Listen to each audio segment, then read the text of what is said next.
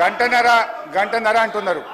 గంటన్నరలో ముఖ్యమంత్రి గారు, ఉప ముఖ్యమంత్రి గారు, శ్రీధర్ బాబు గారు, జూపల్లి గారు, కోమటిరెడ్డి గారు, 5 మంత్రులు మనిషికి 3 సార్లు లేస్తే ఇక నేను గంటన్నరలో నేను ఏం మాట్లాడినట్టు? ఈజ్ ఇట్ నాట్ డిస్టర్బెన్స్ అధ్యక్ష? ఒకటి. రెండవది అధ్యక్ష, ఇప్పుడు నేను కోమటిరెడ్డి గారికి ఘాటుగా సమాధానం చెప్పగలుగుతా, కానీ నా బాధ ఏంటంటే ఇట్ విల్ డీవియేట్. ఆయనకేమో half knowledge.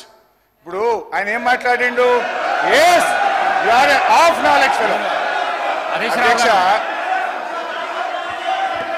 Harish Rao garu, I will tell ఆ మాటను విరమించుకోండి. ఓకే, మీకు ఇబ్బంది ఉంటే తొలగించండి, నాకు అభ్యంతరం లేదు.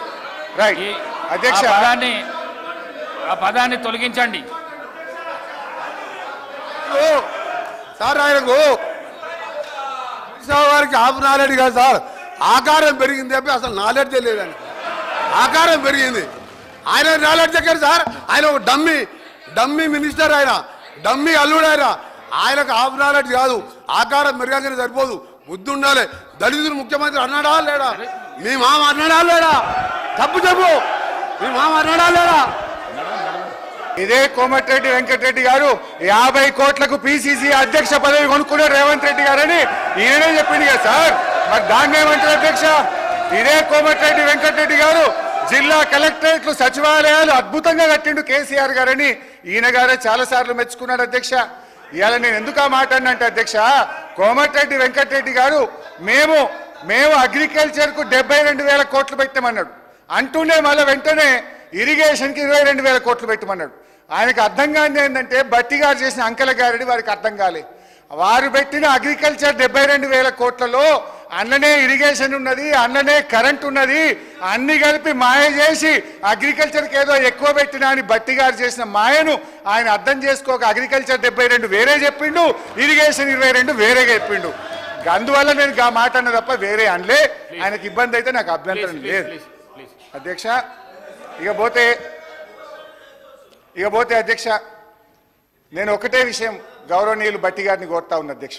ఐ డిమాండ్, మీకు ప్రజల పట్ల ఏమాత్రం ప్రేమ అభిమానాలున్నా, భయభక్తులున్నా, మీరిచ్చిన హామీల మీద ఏమాత్రం గౌరవం ఉన్నా ఒప్పుకోండి. మీకు నీతి నిజాయితీ ఉంటే ఈ బడ్జెట్ ప్రసంగంలో మొదటి వ్యాఖ్యలోనే తెలంగాణ ప్రజలారా మమ్మల్ని క్షమించండి, మేము మాట తప్పినాం, 100 రోజుల్లో 6 గ్యారెంటీలు అమలు చేయలేకపోయినాము అని కన్ఫెషన్ నోట్తో ఉండాల్సి ఉండే అధ్యక్ష. నేను డిమాండ్ చేస్తా ఉన్నా, ఇప్పటికైనా తెలంగాణ ప్రజలకు క్షమాపణ చెప్పండి అని చెప్పి నేను డిమాండ్ చేస్తా ఉన్నా. బీఆర్ఎస్ పార్టీని లక్ష్యంగా చేసుకొని కాదు, ప్రజల్ని లక్ష్యంగా చేసుకొని మీరు మాట్లాడాల్సింది. ప్రజల్ని లక్ష్యంగా చేసుకుంటే ప్రజలు ఇష్టపడతారు, ప్రజలు గమనిస్తున్నారు. ప్రజల పట్ల జవాబుదారీతనంతో వ్యవహరించండి. అభయహస్తం మేనిఫెస్టోలో 6 గ్యారెంటీల్లో 13 హామీలు ఉన్నాయి. వాటి అమలు మాట అటుంచి 13 హామీల ప్రస్తావన కూడా బట్టి గారి బడ్జెట్ ప్రసంగంలో లేకపోవడం నిజంగా దురదృష్టకరం. ఓటాన్ అకౌంట్లో 6 గ్యారెంటీల అమలు కోసం 53,000 కోట్లు పెడితే పూర్తి బడ్జెట్లో అది 47,000కు తగ్గిపోయింది అధ్యక్ష. పెరుగుతుందని ఆశించాం. ఓటాన్ అకౌంట్లో 53,000 కోట్లు పెట్టి పూర్తి స్థాయి బడ్జెట్లో 6 గ్యారెంటీల అమలుకు కోత పెట్టి 47,000 కోట్లకు తగ్గించారు అధ్యక్ష. ఇవాళ మీరు ఇచ్చిన హామీలు ఒకసారి గమనిస్తే ఎన్ని డోకాలు చేసింది అధ్యక్ష. డోకా లేకుండా తెలంగాణ ప్రజలకు ఒక్కటన్ను అమలు చేసింది అధ్యక్ష.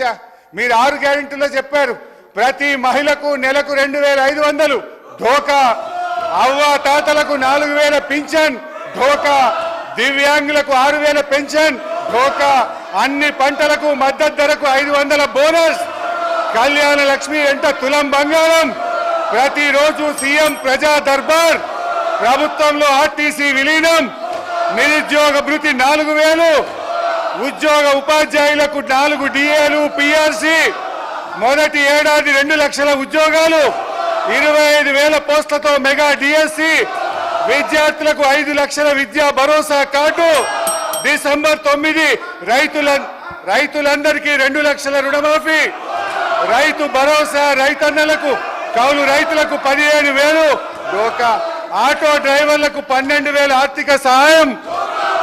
డోకా డోకా డోకా కాంగ్రెస్ పార్టీయే ఒక పెద్ద డోకాగా మారింది అధ్యక్ష. మహాలక్ష్మి కాంగ్రెస్ మేనిఫెస్టోలో మొట్టమొదటి హామీ మహాలక్ష్మి పథకం. దాంట్లో మహిళలందరినీ ఆకర్షించి ప్రధానమైన అంశం ఆ మహిళలకు నెలకు 2,500 చెల్లిస్తామని ఆ రోజు చెప్పారు అధ్యక్ష. కానీ అధికారంలో వచ్చి 8 నెలలు గడిచిపోయింది. మీరు ఇప్పటికే అమలు చేసి ఉంటే ప్రతి మహిళ అకౌంట్లో 20,000 రూపాయలు పడి ఉండేవి. ఇవాళ బడ్జెట్లో అయినా మహాలక్ష్మి కోసం ఏమైనా లక్ష్మిని కేటాయించారంటే లేదు అధ్యక్ష. మహాలక్ష్మి పథకం కోసం గత ఓటాన్ అకౌంట్లో 4,500 కోట్లు ప్రతిపాదించారు. కానీ పూర్తి స్థాయి బడ్జెట్ వచ్చేసరికి మహాలక్ష్మి మాయమైంది అధ్యక్ష. అధ్యక్ష, పార్లమెంట్ ఎన్నికల ముందు ఓట్ల కోసం పెట్టారు, ఇప్పుడు అమలు విషయంలో మొండి చేయి చూపారు అధ్యక్ష. అధ్యక్ష, ఇందిరమ్మ రాజ్యంలో మహిళలకు జరుగుతున్న న్యాయం ఇది అధ్యక్ష. అధ్యక్ష, నేను వారిని కోరేది ఒకటే, మహాలక్ష్మి పథకాన్ని మీరు సత్వరమే అమలు చేయండి, బడ్జెట్లో నిధులు కేటాయించండి. లేదంటే తెలంగాణ మహాలక్ష్ములు మీ పాలిట మహాకాలులవుతారు, జాగ్రత్త అని చెప్పి హెచ్చరిస్తా ఉన్నాను. అదేవిధంగా గ్యాస్ సిలిండర్ అధ్యక్ష, ఎన్నికల ముందు 500కే గ్యాస్ సిలిండర్ అందరికీ అన్నారు అధ్యక్ష.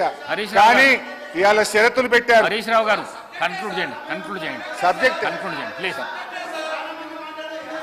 సాధారణంగా వ్యాపార ప్రకటనలో ఈ రకమైన వైఖరి ఉంటుంది. పెద్ద అక్షరాలతో ఆకర్షణీయమైన ఆఫర్ పెట్టి కిందెక్కడో చిన్న చిన్న షరతులు వర్తిస్తాయని కనిపించకుండా పెట్టారు. ప్రభుత్వ వైఖరి కూడా వ్యాపార వ్యవహారాల వలె ఉండడం శోచనీయం అధ్యక్ష. మేం కోరేది ఒక్కటే, తెల్ల రేషన్ కార్డులు ఉన్న వారి అందరికీ ఈ ఉచిత గ్యాస్ సిలిండర్ సబ్సిడీ పథకాన్ని వర్తింపజేయాలని కోరుతా ఉన్నాం అధ్యక్ష. అధ్యక్ష, మహిళలకు ఉచిత బస్సు ప్రయాణం పెట్టారు, మంచిదే, మేము వెల్కమ్ చేస్తున్నాం. మంచి చెప్తున్నా, కూర్చో అన్న, మిమ్మల్ని మెచ్చుకుంటున్నా. కానీ బస్సులు సరిపోక ప్రజలు నానా యాతనలు పెడుతున్నారు. బస్సులో స్థలం సరిపోక గొడవలు పడుతున్నారు, కొట్టుకుంటున్నారు. విద్యార్థులు ప్రమాదకరంగా ఫుట్బోర్డ్ ప్రయాణాలు చేస్తున్నారు.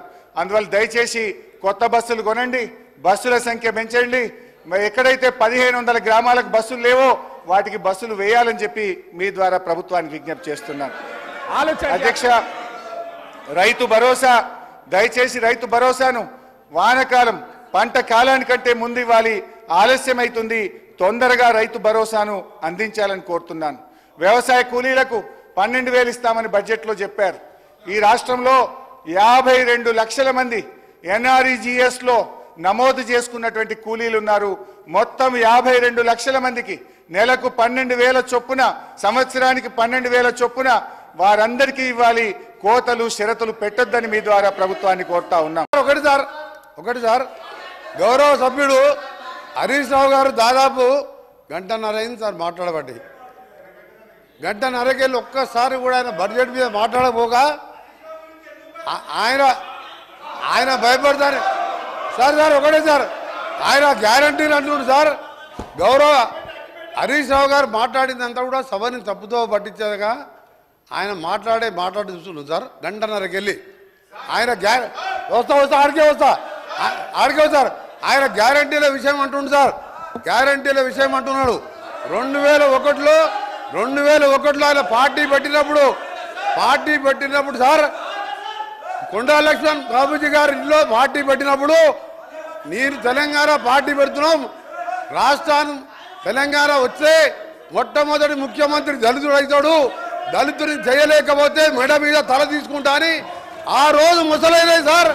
అబద్ధాలు అంటే వీలై, గ్యారంటీలు అంటే వీలై, మోసాలు సార్. డబుల్ బెడ్రూమ్ కడతా, డబుల్ బెడ్రూమ్లో బిడ్డ అల్లుడు వస్తే ఎక్కడ వండుకోవాలి, బేకరీలు కట్టేసుకోవాలి. మీ రంగం మాటలు సార్. ఒక నిమిషం సార్. ఇంకొకటి సార్, ఇంకా ఈయన హరీష్ రావు గారు ఒక మాట మాట్లాడండి సార్. హరీష్ రావు గారు 24 గంటలు కరెంట్ ఇచ్చినా అన్నాడు సార్. 24 గంటలు కరెంట్ ఇచ్చినా అంటే నేను ఒక సబ్ స్టేషన్ సార్, బండ సోమవారం అనే సబ్ స్టేషన్కి వెళ్ళాను. అక్కడ ఆపరేటర్ బస్